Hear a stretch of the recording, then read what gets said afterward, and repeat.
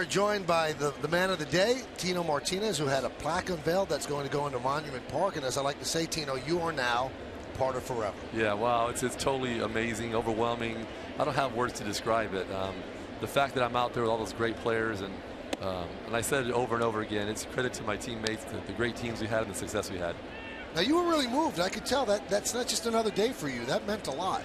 It's huge. Yeah, it meant a lot. When I got the call a few months ago, I actually started crying on the phone. I had tears in my eyes, and I kept thinking, wow, I just can't believe this. And then as time went on, thinking about today, what I would say, I thought, am I going to cry out there? But I think I went over to my head so many times that I just got used to it. Do the Yankees ever do anything that's just not the best, the classiest thing? I mean, you look behind Tino, and you see Joe Torre and the Steinbrenner. It's just.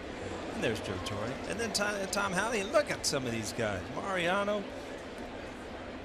Yeah, it's amazing. I mean, like you said, Paul, to have those guys here, you as well, all my teammates back there, it's great. And the fans show up for these events, which really makes you feel good, because you think you played well and all that, but you want them to show up, and they do all the time. They never let us down. I wonder, Tino, when you first joined the Yankees, you were replacing a legend in Don Mattingly, and that first month was rough. They were booing you right away. And ironically enough, it was a grand slam, I think, against the Orioles, where you got your Yankee credentials. During that first month when they were booing you, I don't imagine you thought you'd be getting a plaque. Oh, absolutely not. I was just trying to find my way around here as a Yankee, and I was thrilled to be a Yankee at that point. And I knew I would start playing well, but going through that first month was it was tough, because the fans loved Donnie. The team last year went to the playoffs. They had a great team coming back, so they were hard on me, but they pushed me. They made me a better player. They made me work harder, and that's why they're the greatest fans, because I knew that if I played well, they'd eventually take to me and get behind me, which they did. Tino, obviously a lot of great moments, but what's your favorite moment as a Yankee? Oh man, I get that question a lot, and there's a lot of great moments that we went through when we were here with the perfect games. We had a Joe DiMaggio day, Mickey Mantle day, but I mean, the last outs of the World Series, the four outs of the last to end the World Series were the best, because you work hard all year for that moment and that feeling, and to have that happen 4 times, it's a feeling that you just can't describe. You're just on top of the world.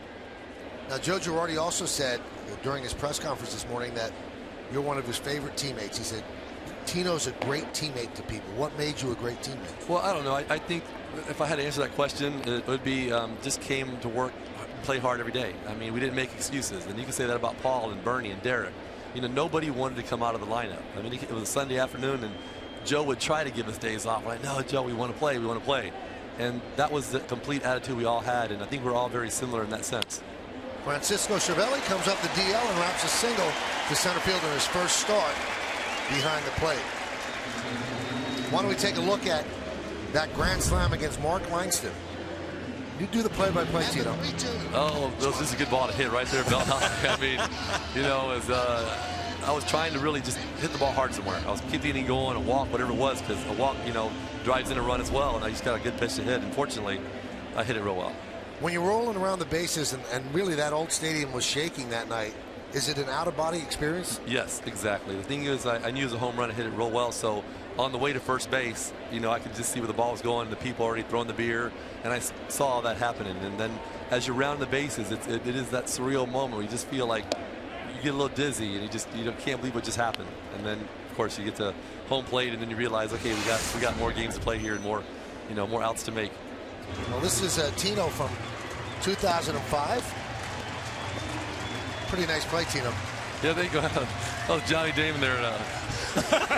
Not that we remember these things. Huh? I do remember that. It was great. And I remember Paul telling me that game, I'll never forget it. What are the chances they're going to hit a ball to you like that down the line that you can make that kind of play your first day back? And I was like, it just worked out well. And here's the guy that you grew very close to, Derek Jeter. You told the story on my radio show yesterday, but you should repeat it for our television viewers. You were on first base when Derek got his first major league hit in Seattle. What did you guys say to each other? Yeah, well, I didn't know him at all, and I had just been reading about him and Alex Rodriguez, and those are the up-and-coming stars there. And when he got the base hit, I just said, hey, congratulations, many more to come. And he said, thanks. And I thought, back then I didn't think there'd be 3,000 plus more after that. But, what a great career he's had, and just been a pleasure to watch every day.